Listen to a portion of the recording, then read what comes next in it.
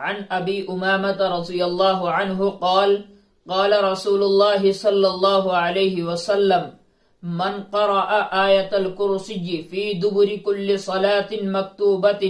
لم یمنعہ من دخول الجنۃ الا ان یموت۔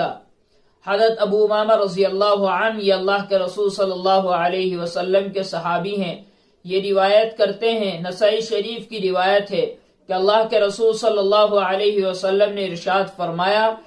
من قرأ آیت الکرسی فی دبر کل صلاۃ مکتوبۃ،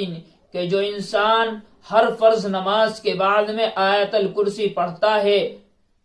تو اس کو جنت میں جانے سے صرف اور صرف اس کی موت ہی روکے ہوئے ہے۔